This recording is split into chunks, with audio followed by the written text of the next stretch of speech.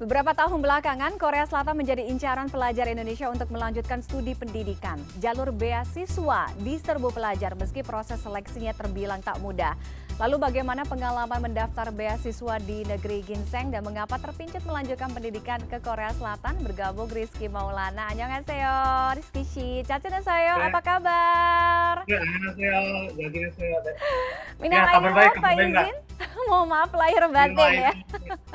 Terima kasih Iya, Rizky sudah bergabung dengan Korean Corner malam hari ini. Boleh diceritain, di-share dong ke kita pengalaman pendaftaran pada saat 2015 kalau saya nggak salah ya. ya betul, betul, betul. Boleh Oke, di-share dong Rizky. sebenarnya awalnya sih sebenarnya dari kesempatan saya mendapatkan beasiswa untuk pertukaran pelajar.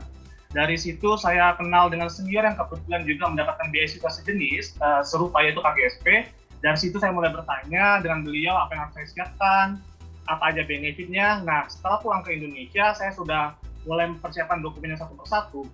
Karena seperti yang diketahui bahwa KGSP kan banyak banget peminatnya, dan dokumen-dokumen yang dibutuhkan juga banyak. Oleh karena itu, pada saat itu saya mulai mempersiapkan dokumen itu sejak 2012. Jadi sekitar 3-4 tahun saya mempersiapkan semua dokumen-dokumennya sampai akhirnya saya mendapatkan beasiswa di 2015 seperti itu. Oke, pada saat itu apply untuk S2 ya, betul? Iya betul, saya apply untuk S2. Untuk S2 melalui jalur GKS ya, Global Korean Scholarship. Ya, saya melalui jalur GKS yang dulunya namanya bukan GKS, dulunya namanya KGSP, Korean Government Scholarship Program. Cuma sekarang udah diganti jadi GKS, ya Global Korean Scholarship. Sebenarnya sama sih. Dan akhirnya membuahkan hasil waktu itu diterima di salah satu universitas dan jurusannya boleh di-share ke kita? Oke, ya waktu itu saya keterima di Universitas Ayu University, jurusannya Financial Engineering, dan ya untuk bahasa saya di Kemin University. Jadi ada 2 universitas kebetulan.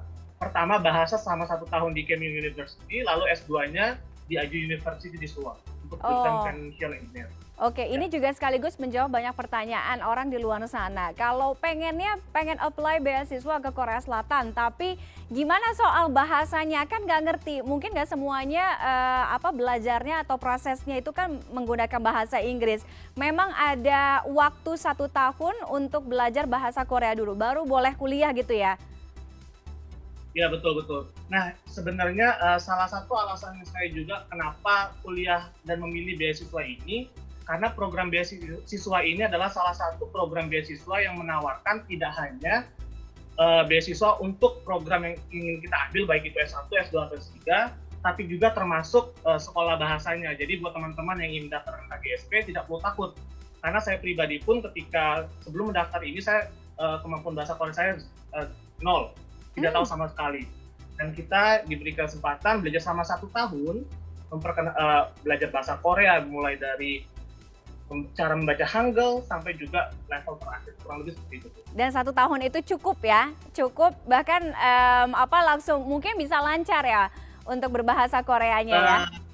Nah ini tergantung masing-masing orang, tergantung sih. Cuma kalau untuk saya yang tadinya bergerak dari 0, untuk bertahan hidup itu lebih dari cukup. Oke. Itu juga salah satu yang terpenting ya. Rizky, ini kan juga sekaligus banyak kita mendengar cerita, banyak yang sharing di luar sana juga, proses seleksinya itu tidak mudah, ya kan? Prosesnya panjang, seleksinya panjang, ada tahap 1, tahap 2, bahkan banyak juga teman-teman di luar sana yang mungkin sudah mencoba lebih dari 1, 3, 5 kali, ya kan, di tes yang atau percobaan mungkin yang ke-8, ke-10 akhirnya baru keterima. Memang sebegitu susahnya ya? Ya kalau dikatakan susah atau tidak, bisa dibilang sangat susah. Kenapa? Karena kan yang teman-teman pahami juga KGSP atau Korea itu sendiri kan peminatnya banyak banget ya. Untuk Indonesia sendiri pada saat itu kuota saya hanya 10 orang, tapi yang mendaftar itu sekitar 800-900 orang. Wow. Jadi otomatis kita 1 lawan 90 orang kan, kurang lebih seperti itu kan. Nah itu sebenarnya salah satu mengapa beasiswa ini juga lumayan susah. Yang kedua adalah dokumen-dokumen yang harus dipersiapkan itu yang banyak banget. Jadi perlu waktu untuk mentranslate, untuk menyiapkan esai, dan untuk mengisi semua dokumen-dokumen yang dibutuhkan untuk beasiswa itu. Makanya kebanyakan dari teman-teman sih banyak yang bertanya juga, ini susah ya? Susah sebenarnya kalau saya bilang bisa bilang dengan dibandingkan dengan beasiswa-beasiswa lain sebenarnya sama saja, cuma yang membedakan yang pertama adalah karena kebetulan K-pop lagi hits, jadi peminatnya banyak banget, yang otomatis kita rasionya 1 dibanding 90 contohnya seperti saya. Yang kedua, banyak yang mendaftar beasiswa tapi belum tahu nih saya mau ngambil jurusan apa. Jadi ketika menulis esai sendiri pun banyak yang bingung. Nah itu sih sebenarnya untuk beasiswa KGSP sendiri sebenarnya poin pentingnya adalah mengapa kita mengambil jurusan yang ingin kita pelajari dan kenapa harus Korea itu harus kita bisa jelaskan di esai kita. Nah kebetulan banyak teman-teman yang kurang paham di situ makanya banyak yang gagal juga. Jadi harus tahu goals-nya, mau kemana dulu, apa yang dicapai, ya kan, sehingga itu juga menjadi salah satu syarat kualifikasinya ya. Rizky, Betul. ini sesuai dengan judulnya ya, terpincut beasiswa Korea Selatan. Pada saat itu, apa yang membuat Rizky terpincut dengan beasiswa? Kan banyak negara yang menawarkan beasiswanya juga. Kenapa Korea Selatan? Kayaknya pada saat itu kayak bukan K-popers nih, kalau saya lihat. Kemudian ketika menjalani pendidikan di sana, ya apa yang membuat kualitas pendidikan di Korea Selatan ini betul salah satu yang terbaik di dunia? Oke. Mungkin pertanyaan pertama terkait mengapa saya memilih beasiswa Korea ini. Pertama sebenarnya kayak yang tadi disampaikan, saya nggak tahu K-pop sama sekali awalnya. Jadi saya tidak tahu tentang Korea secara detail. Cuma yang membuat saya tertarik di program ini adalah beasiswanya itu sendiri, KGST. Karena beasiswa ini yang setahu saya, sepengalaman saya, satu-satunya beasiswa yang tidak hanya memberikan beasiswa untuk S1, S2, S3, tapi juga kesempatan untuk belajar budaya dan bahasa. Seperti yang teman-teman tahu juga bahwa kan sekarang bilingual Inggris itu menurut saya sih udah tidak, bukan sesuatu hal yang istimewa lagi. Jadi kita harus belajar sesuatu yang lebih. Salah satunya ya belajar bahasa ketiga. Dan Korea saya lihat lumayan bagus. Kenapa? Pertama banyak perusahaan-perusahaan besar seperti Samsung, LG yang ada di Indonesia. Jadi saya kepikirannya kalau saya kuliah di Korea, otomatis ketika saya balik, perusahaan-perusahaan ini bakal mencari orang-orang yang pernah belajar di Korea, tahu culture Korea, dan tahu bahasa Korea. Makanya saya memilih beasiswa ini. Iya. Dan mengenai seberapa baguskah kualitas pendidikan Korea, saya boleh bilang Korea untuk masalah pendidikan mereka out sekali. Kenapa saya bisa bilang seperti itu? Karena gini, di Korea itu untuk semua warga negaranya ada 4 kewajiban yang harus mereka penuhi.